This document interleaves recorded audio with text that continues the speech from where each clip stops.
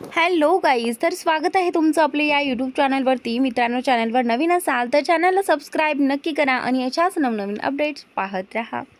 तरुण तिच्याजवळ गेला आणि तृप्तीच्या खांद्यावर हात ठेवत म्हणाला, तृप्ती, तुम्ही ठीक आहात ना? आपल्या अंगावर कोणाचा तरी हात जाणवताच तृप्तीने तो झटकून टाकला आणि घाबरलेल्या आवाजात म्हणाली, दूर, माझ्यापासून दूर राहा. माझ्या भावाला कळलं तर तो तुमच्यापैकी कोणालाही जिवंत सोडणार नाही.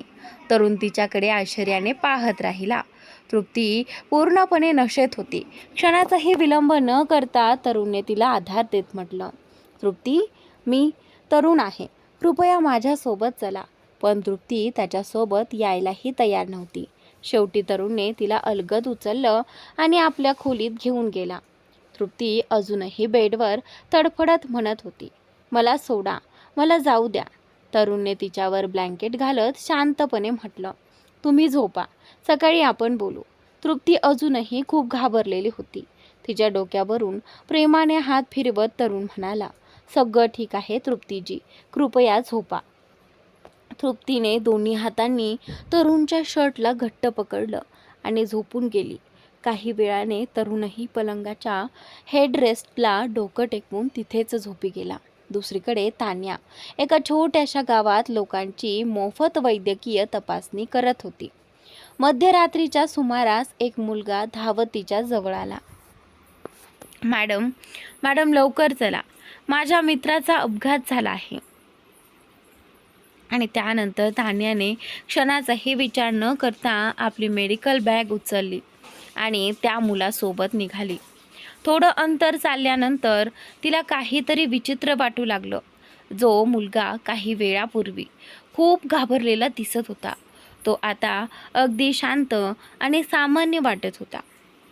आणि त्याच नंतर तान्या थांबली आणि म्हणाली, आणखी किती दूर जायचं आहे? मुलगा लगेचच बिचाऱ्या चेहऱ्याने म्हणाला, बस मॅडम, अजून थोडंच, लवकर चला.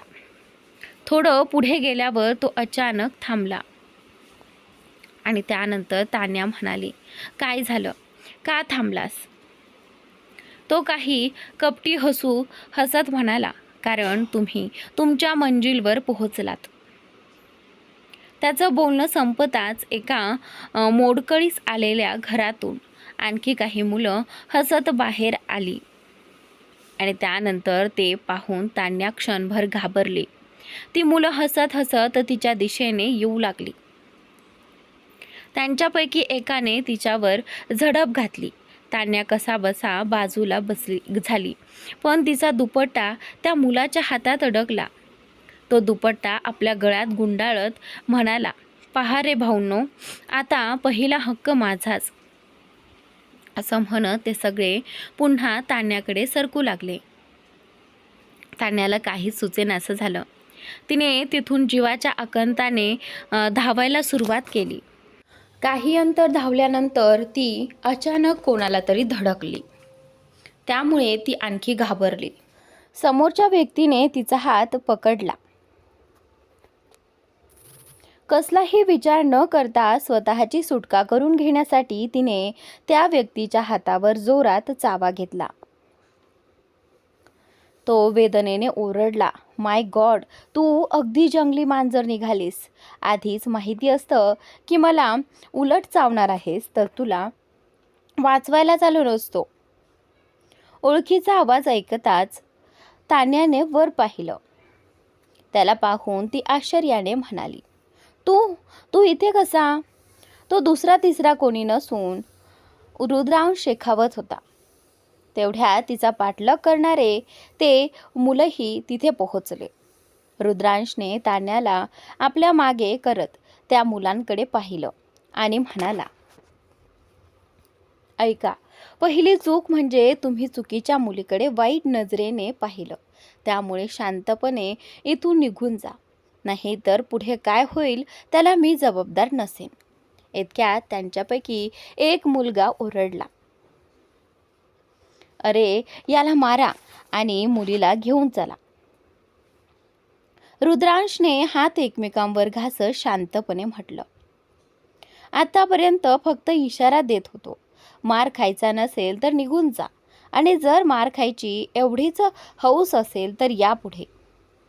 त्याच्या बोलण्याकडे दुर्लक्ष करत ते सर्वजण त्याच्यावर तुटून पडले.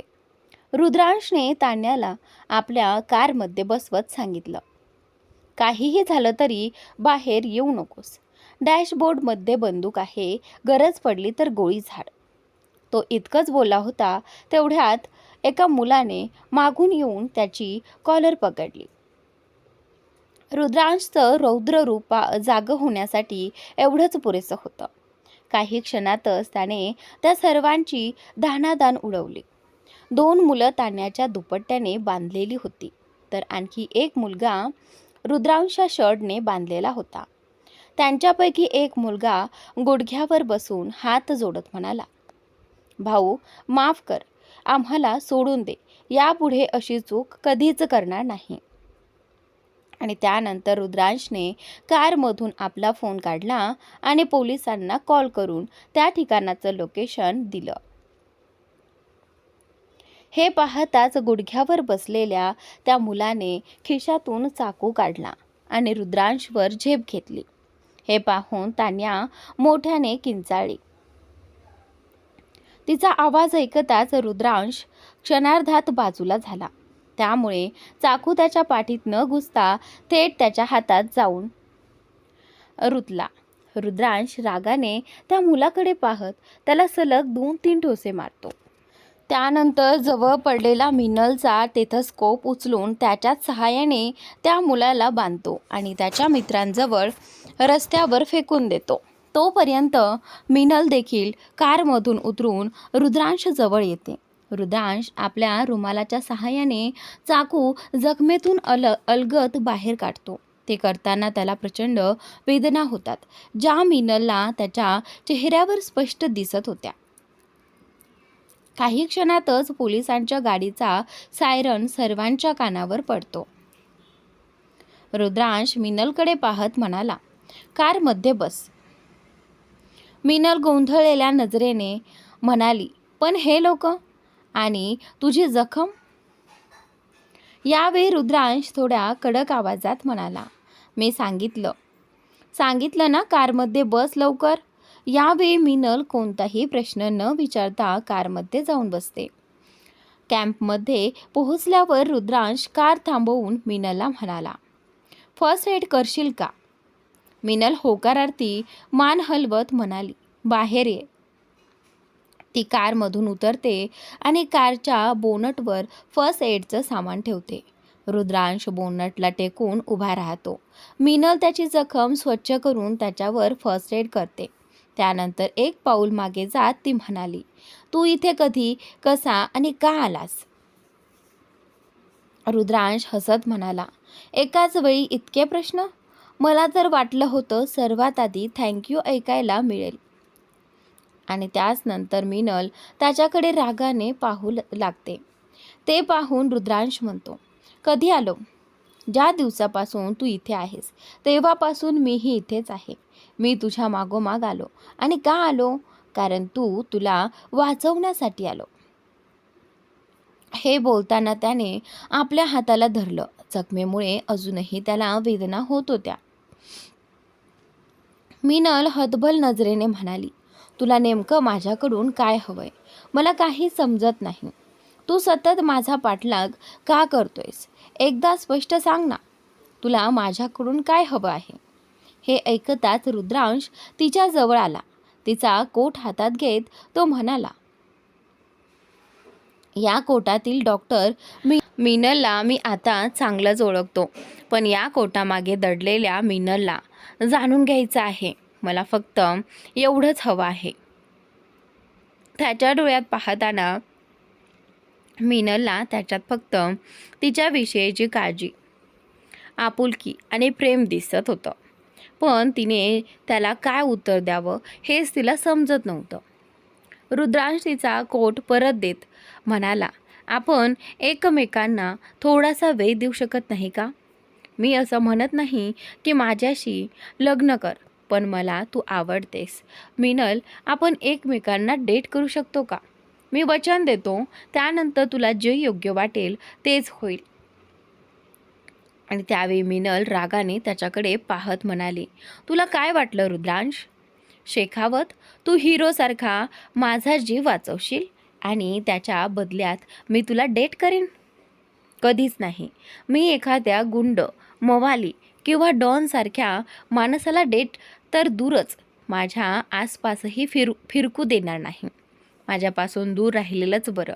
कधीतरी तुला माझी गरज पडली तर तुझा हा उपकार मी माझ्या कर्तृत्वाने फेडेन.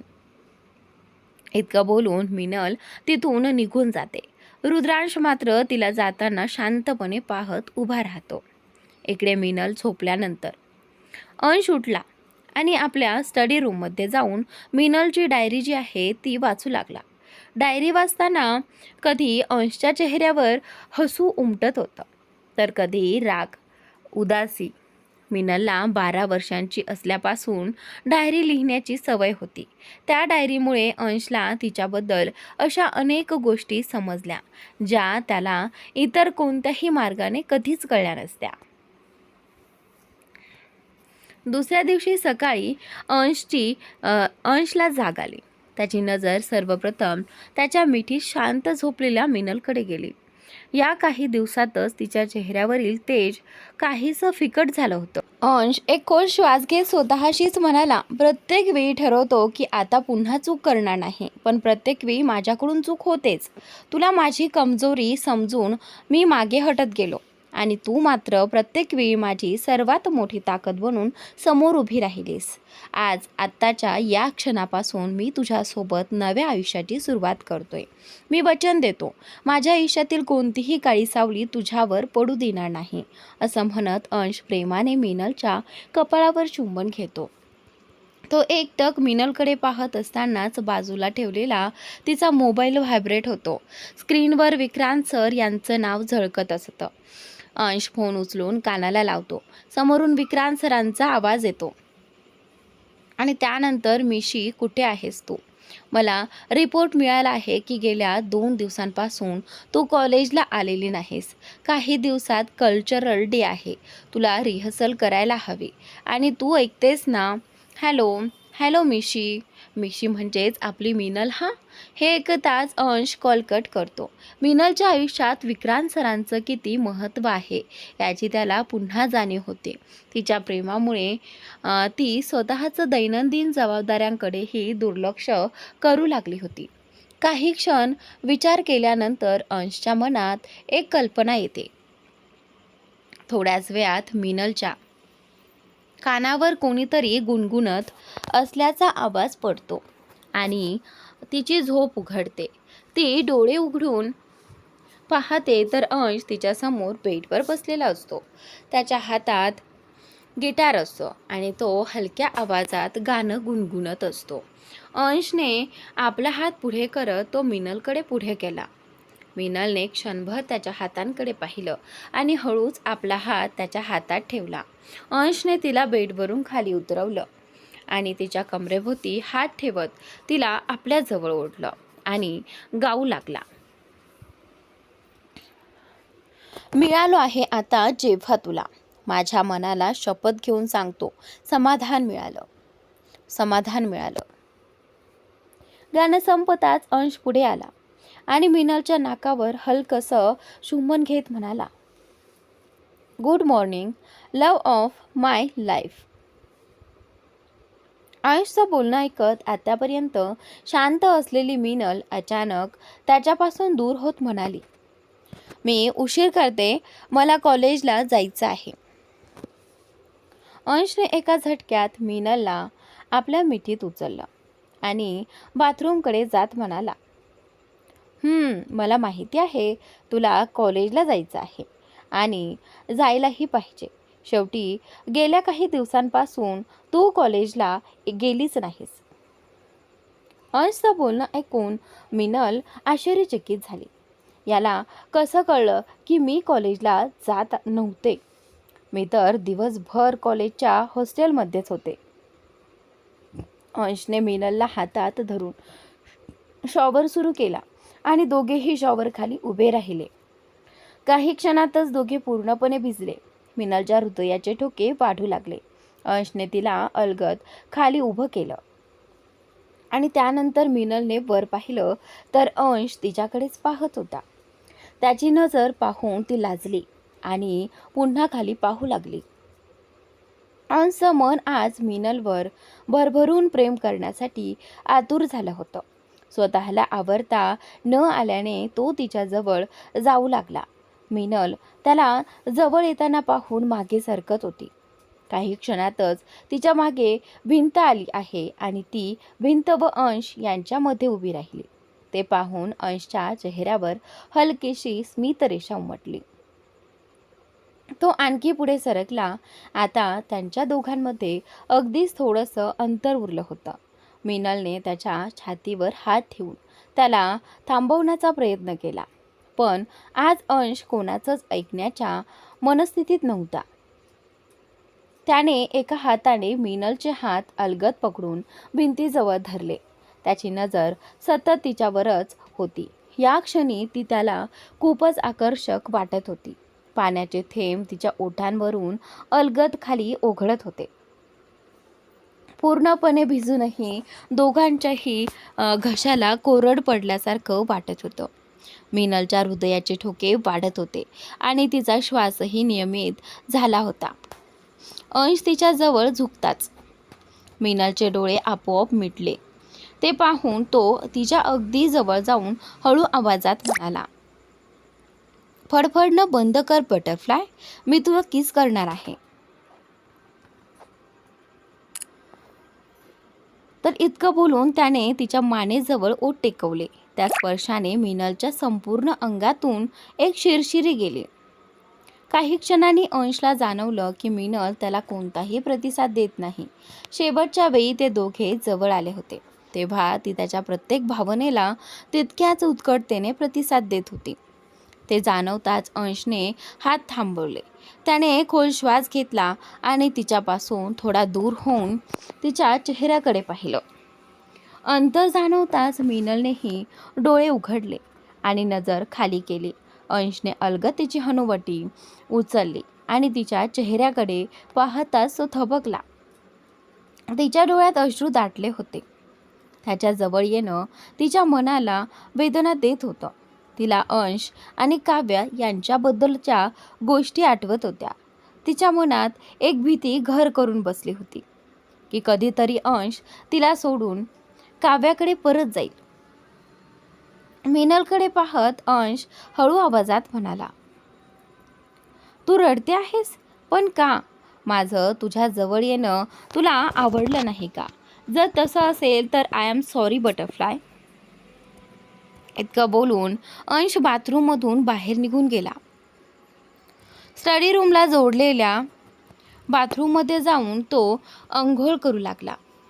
स्वतःशीच तो पुटपुटला, काव्या, तू मला दुखावलं असतंस तर तेही चाललं असतं, पण आज तुझ्यामुळे मिनलच्या डोळ्यात अश्रू आले हे मी अजिबात सहन करणार नाही. जोपर्यंत तिचा गैरसमज दूर करत नाही तोपर्यंत मला शांतता मिळणार नाही. बटरफ्लाय, आता मी तिच्या जवळ तेव्हा जाईन जेव्हा ती स्वतः मला जवळ येऊ देईल. इकडे मिनल पटकन कपडे बदलून कॉलेजसाठी तयार होते. अंश खोलीत येताच मिनल आपली बॅग उचलते आणि खोली बाहेर जायला निघते. अंशही तिला जाताना पाहून काहीच बोलत नाही. दाराजवळ एक क्षण थांबून मिनल अंशला म्हणते, घरच्यांसमोर, विशेषतः आजींसमोर आपण दोघांनीही अगदी सामान्यपणे वागलं तर बरं होईल. पुढे तुमची मर्जी. आणि त्याच नंतर हे सगळं बोलताना मिनल अंशकडे न पाहता इकडे तिकडे पाहत बोलत होती. अंशलाही आज तिच्या डोळ्यातील संकोच आणि मनातील घालमेल स्पष्टपणे जाणवत होती. तो तिच्याकडे काही विचारणार इतक्यात मिनल खोली बाहेर निघून जाते. मिनल गेल्यानंतर अंश रागाने तरुणला फोन करतो. तरुण अजूनही झोपेतच होता. फोनची रिंग वाजताच तो दचकून उठला आणि म्हणाला, यस सर.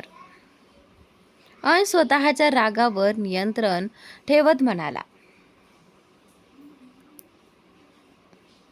तू अजूनही झोपलास? उठ तरुण. काव्या? पण मला काव्याची संपूर्ण माहिती हवी आहे, तीही आज संध्याकाळपर्यंत. इतकं बोलून अंशने फोन कट केला. त्यानंतर अंशने रागाच्या भरात भिंतीवर जोरात एक ठोसा मारला आणि स्वतःशीच म्हणाला, माझ्या आयुष्यात पुन्हा एकदा हस्तक्षेप करून तू तुझ्या आयुष्यातली सर्वात मोठी चूक केली आहेस काव्या. मी आधीसारखा अंश राहिलेलो नाही. आता पश्चाताप करायला तयार राहा. तरुणची झोप अंशचा फोन आल्यामुळे उघडली होती, पण तृप्ती अजूनही झोपलेली होती. तरुणने एका महिला अटेंडंटला खोलीत बोलावलं आणि तृप्तीची काळजी घ्यायला सांगून तो तिथून निघून गेला. आणि त्यानंतर अंश लिफ्टमधून बाहेर पडून निघणार इतक्यात मिनलने त्याला हाक मारली, अंश 1 मिनिट ऐका ना. आणि त्यावेळी अंश आश्चर्याने मिनलकडे पाहू लागला. मिनल त्याच्याजवळ आली, हलकसं हसली आणि म्हणाली, नेहमी हसत राहा. अंश कोणताही भाव न दाखवता म्हणाला, माझं मन होईल तेव्हा मी हसेन आणि मला सगळ्यांसमोर दिखावा करायला आवडत नाही. मिनलला समजलं होतं की अंशसारख्या दगडी स्वभावाच्या माणसाला अशा गोष्टींनी बदलणं कठीण आहे. म्हणून ती थेट मुद्द्यावर आली, मला तुमचं कार्ड द्या. अंश गोंधळून म्हणाला, कार्ड? कोणतं कार्ड? ऑफिसचं कार्ड? पर्सनल कार्ड की आयडेंटिटी कार्ड? असं अंशने विचारलं. तो बोलत असतानाच मिनल मध्येच म्हणाली, क्रेडिट कार्ड. मला तुमचं क्रेडिट कार्ड हवं आहे. अंश शांतपणे म्हणाला, अच्छा ठीक आहे, तू कॉलेजला जा, तुला तुझं क्रेडिट कार्ड मिळेल. आणि त्यावेळी मिनल हट्टाने म्हणाली, नाही, मला माझं नाही, तुमचंच क्रेडिट कार्ड हवं आहे. आणि त्यानंतर अंशचा यावेळी वाद घालण्याचा अजिबात मूड नव्हता. त्यामुळे तो शेवटचा प्रयत्न करत म्हणाला, तुला पैशांशीच मतलब आहे ना, तर तुला पैसे मिळतील. तर त्यावेळी मिनल पुन्हा त्याचं बोलणं तोडत म्हणाली, नाही, मला पैशांशी नाही, तुमच्या क्रेडिट कार्डशी मतलब आहे. आजी म्हणतात, नवऱ्याचे पैसे खर्च करण्यात वेगळीच मजा असते. अंश एक पाऊल तिच्या जवळ जात म्हणाला, असं? नवरा? आत्ताच तर तू माझ्याकडून माझा हक्क हिसकावून. मिनल पुन्हा मध्येच म्हणाली, मी तुम्हाला थांबवलं नव्हतं, तुम्हीच सगळं अर्धवट सोडून गेलात. अंश तिच्या डोळ्यात पाहत म्हणाला, तुझ्या डोळ्यात आलेल्या अश्रूंचं कारण मला चांगलं समजतं. लवकरच तुझ्या सगळ्याही तक्रारी दूर करीन. असं म्हणत तो पुढे आला आणि त्यानंतर मिनलच्या डोक्यावर अलगद ओठ टेकवून तिच्या कपाळावर चुंबन घेत म्हणाला, बाय, संध्याकाळी भेटू, स्वतःची काळजी घे. आणि त्यानंतर हे सगळं डायनिंग टेबलवर बसलेल्या आजी, विवान आणि स्मिता यांनी पाहिलं. दोघांना एकत्र आनंदात पाहून त्यांनाही खूप आनंद झाला. आणि त्यानंतर विवान मिनलला घेऊन कॉलेजला निघाला. रस्त्यात मिनलने विचारलं, विवान, तृप्ती कुठे आहे? आणि त्यावेळी विवान तिच्याकडे रागाने पाहत म्हणाला, तुम्ही दोघी ना एक दिवस माझा जीव घ्याल. स्वतः काही चुकीचं करत नाहीत, पण तुमच्यामुळे मी कायम चुकीच्या गोष्टींमध्ये अडकतो. मला सांगितलं होतं की हॉस्टेलमधून तुला घरी घेऊन जा, आणि स्वतः काल रात्रीपासून कुठे गायब आहे? काहीच माहिती नाही, ना फोन उचलते ना परत कॉल करते. मिनल त्याला शांत करत म्हणाली, काळजी करू नकोस, ती ऋषीसोबतच असेल. काल रात्री दोघंही एकत्र क्लबमध्ये आले होते. आणि त्यानंतर ऋषीचं नाव ऐकताच विवानचा राग आणखी वाढला. तो म्हणाला, तू कॉलेजमध्ये जा, मला थोडं काम आहे, मी नंतर येतो. आणि त्यानंतर इकडे असं म्हणत त्याने गाडी वळवली आणि तिथून निघून गेला. मिनल कॉलेजमध्ये गेली. ती आज कॉलेजमध्ये आली आहे ही बातमी विक्रांतपर्यंत पोहोचायला वेळ लागला नाही. त्याने सगळी कामं बाजूला ठेवली आणि थेट कल्चरल क्लासमध्ये मिनलला भेटायला आला. आणि त्यानंतर मिनल गाण्याचा सराव करत होती. विक्रांत म्हणाला, 2 दिवस कुठे होतीस आणि आज सकाळी माझा फोन कट का केला? मीनल थोडी घाबरत म्हणाली, सर ते माझी तब्येत ठीक नव्हती म्हणून. आणि त्यानंतर विक्रांतला तिचं खोटं लगेच समजलं, पण त्यावेळी त्याला तिची चौकशी करायची नव्हती. तो पुढे काही बोलणार इतक्यात वाणी तिथे आली आणि त्यावेळी वाणी म्हणाली, अरे भाऊ तुम्ही इथे? आणि त्यानंतर हे ऐकताच विक्रांतने तिच्याकडे रागाने पाहिलं. वाणी लगेच सावरत म्हणाली, आय मीन सर तुम्ही इथे? विक्रांत म्हणाला, हो मीनलला भेटायला आलो होतो. वाणी खोडकरपणे म्हणाली, तुम्ही सगळ्या विद्यार्थ्यांना असंच भेटत असता का की फक्त मीनलच खास आहे? आणि त्यावेळी हे ऐकून विक्रांत तिच्याकडे एकटक पाहू लागला. तर मीनलला वाणीच्या बोलण्याचा अर्थच समजला नाही, त्यामुळे ती फक्त हसली. विक्रांत गंभीर स्वरात म्हणाला, माझं सोड, तू यावेळी इथे काय करते आहेस? क्लास बंक करते आहेस का? आणि त्यानंतर वाणी घाईघाईने म्हणाली, नाही सर, मी तर मीनलला आज रात्रीच्या पार्टीचं निमंत्रण द्यायला आले आहे. असं म्हणत तिने मीनलच्या हातात आमंत्रण पत्रिका दिली. वाणी म्हणाली, आज रात्री मी पुन्हा भारतात परत आल्याच्या आनंदात आईबाबांनी एक छोटी गेट टुगेदर पार्टी ठेवली आहे. हे एक कार्ड माझ्याकडून तृप्तीलाही दे. आज ती कॉलेजला आली नाही, पण मला आशा आहे की तू तिला तुझ्यासोबत पार्टीला नक्की घेऊन येशील. मीनल हसत मान हलवते आणि म्हणाली, हो आम्ही दोघी नक्की येऊ. तर मित्रांनो, आजचा भाग इथे संपतोय. पुढील भाग नक्की पहा आणि चॅनलला सबस्क्राईब नक्की करा. आणि आपली स्टोरी आवडली असेल तर लाईक करायला विसरू नका.